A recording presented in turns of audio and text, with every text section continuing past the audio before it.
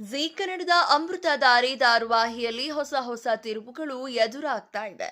ಈಗ ಮಲ್ಲಿ ಮದುವೆ ಸಂಭ್ರಮ.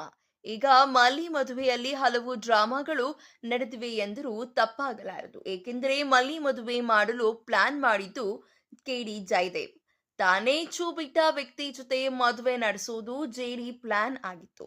ಕೊನೆ ಕ್ಷಣದಲ್ಲಿ ಮದುವೆಯಿಂದ ಆ ವ್ಯಕ್ತಿಯನ್ನು ಓಡಿಸುವುದು ಪ್ಲಾನ್ ಆಗಿತ್ತು. ಆದ್ರೆ ಪ್ಲಾನ್ ಉಲ್ಟಾ ಆಗಿದೆ. ಅಷ್ಟೇ ಅಲ್ಲ, ದೊಡ್ಡ ಎಚ್ಚರಿಕೆ ಕೂಡ ರವಾನೆ ಆಗಿದೆ ಎನ್ನಬಹುದು.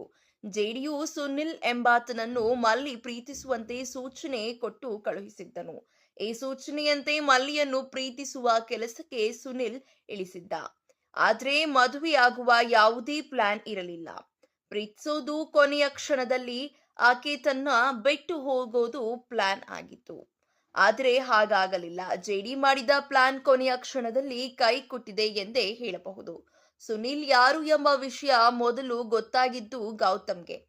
ಯಾವುದೇ ಕಾರಣಕ್ಕೂ ಈ ಮದುವೆ ನಡೆಯಬೇಕು ಎಂದು ಪಣ ತೊಟ್ಟನು. ಆದ್ರೆ ಈ ವಿಷಯ ನಂತರ ಗೊತ್ತಾಗಿದ್ದು ಭೂಮಿಕಾಗೆ. ಆಕೆ ಹೇಗಾದರೂ ಮಾಡಿ ಮದುವೆ ಮಾಡಿಸಲೇಬೇಕು ಎಂದು ಪಣ ತೊಟ್ಟಿದ್ದಾಳೆ.